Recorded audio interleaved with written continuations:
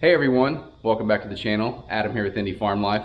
Today we're going to be putting lights and a horn on my son's little tractor. Isn't that right, Otto?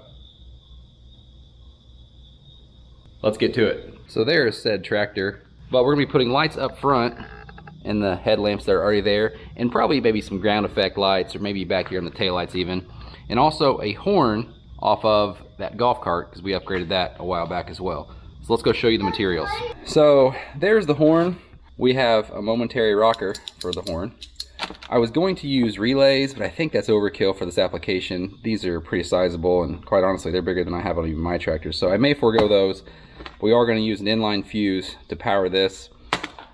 The lights are these little LEDs here. I got a 12-pack on Amazon, and actually all this came from Amazon. So if you guys are trying to do something similar, I'll link it below. And really, that's it, plus some wire that I have laying around. So this shouldn't be too difficult of a project, especially now that I'm going to eliminate the relays. I'm probably going to wire it on the back side of the plug here, so it's on the tractor side and not the battery side. We have a second battery, and actually this is the bigger battery. But in the event one of these dies, I don't want to have my power for the light and horn wired directly to the battery. If I have it on the back side, I can just plug and play batteries as I need. The other tricky part is going to be, where do I put my switches? I don't really want to mar up the stickers here on this stationary odometer, so we'll get to that at some point and figure it out. I did already dry fit the lights, and they fit wonderfully behind these lenses. Just going to have to do a little bit of modification with a drill to make them sit flush. Alright, so I drilled out the front lights after popping off those covers. On the outside ones, you got to be careful because you kind of almost get into the little clip spot where the headlamp presses in. But 3/4 inch spade bit, and then these lights just press in there perfectly. Alright, so I pigtailed all the lights together, negatives and positives, and just used butt connectors, which I'll ultimately tape up. Got some lead wire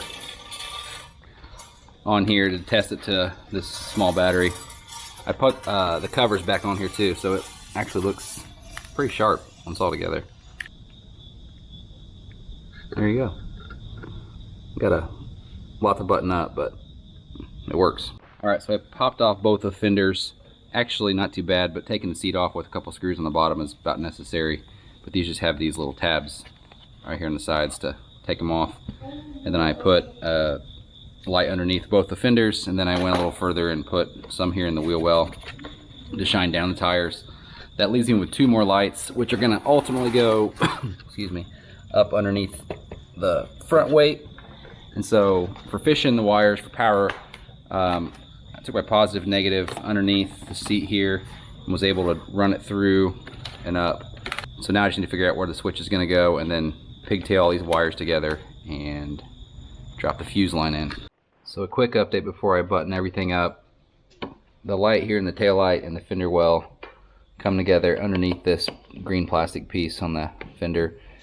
I probably should have cut that back. That may ultimately short out, which is fine. I think it'll be okay. And then I just grouped them there, ran my positive negative over, same on the left side. I drilled a small hole just to the left of the seat. You can see right here where the seat typically sits, so I didn't want to run them underneath the seat because it'll pinch. And this wire, I'll show you at the end, but it will float between the yellow seat and this mount, so there's some room there. Comes underneath and then pops right back up on the side where I'd put the switch. I ran all the wires here. I may have to ultimately run the ground back toward the battery, but that's fine. Got the two underneath the bottom in here. This front piece is easier just to take this off the tractor and drill them up, and then they just fed through here. So I'm bringing everything through, call it the firewall, basically where the main plug runs back to the tractor. I found that if you take a piece of actual house wire, some rigid copper, and use that to kind of help fish the wires through, it's a lot easier than trying to take these super pliable wires through. So now I'm gonna wire up the plug and pop it down in. There's a wiring diagram that comes with these, so it's not too confusing. So I won't video that, but I will pop that on and show you guys once I have everything together. Okay, so the lights are effectively done. I didn't have butt connectors big enough here to bring everything together, so I soldered those. I got some soldering here and just a normal wire splice there. But everything works. As far as power, like I said, I went behind on the tractor side of the unit, not on the battery side, and then just kind of spliced the wire in here. I'll solder these before I'm done. I'm gonna leave these open though for the horn. And then so the negative are grouped together here and run back to the line, and then the positives are grouped here and run to the switch, and then the switch side runs back to power there. So I'll button this up and then we'll jump into the horn. Should be much easier.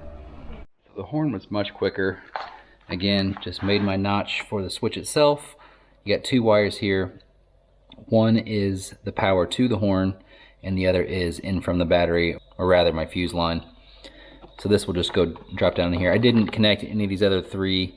One of these is a positive for the lights, and actually two of them are positives for the lights and then a negative. Same with the light bar over here. I decided to leave the lights that illuminate the switch just out of the equation. So there's the horn. It works. I'll show you that here in a second. Up here you'll see my shoddy solder job here, but it'll get it done. I'll tape these up so that positive and negative aren't crossing over one another, but it works. Everything is on the other side of the battery, so I can swap batteries easily. Yeah, I'm pleased, and I know my little boy's gonna be really happy. I just dropped a 15 amp fuse in here. It could go probably even lighter than that, but that's what I have. So real quick, I'll show you the horn. It's pretty loud. I may need to muffle that at some point. All right, so what do you guys think? I'll give you some shots of this at nighttime, but I'm pretty pleased with how it turned out. So I got the 4 headlights, the 2 ground effects, got one under the wheel well there, the 2 tail lights, and then the wheel well there as well. I'm guessing at night it's gonna look pretty sharp. I won't hit the horn again since the kid's napping. The switches are both just to the left and right of the gear selector here. All in all, not a bad job. Just take some time to wire everything up and fish the wires. And I know I didn't put everything in extreme detail here, but if you do have any questions, let me know in the comments. I'm happy to answer.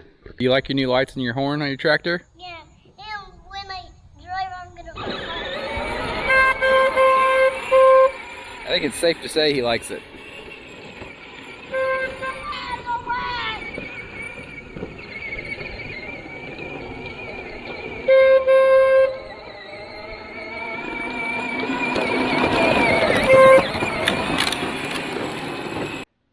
It's not fully dark yet, but you get the idea.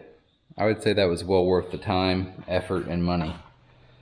Really minimal money, mostly effort and time. I'll throw a shot in here when it's pitch black out, but pretty pleased with this little project, as is my boy. So like I said, all those parts came from Amazon, and I'll link everything down below in case you're working on a similar project.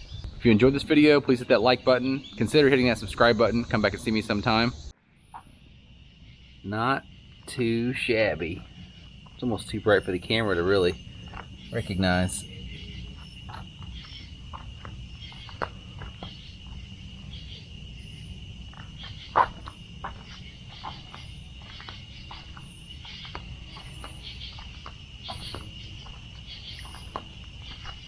That is Farm Dad approved right there.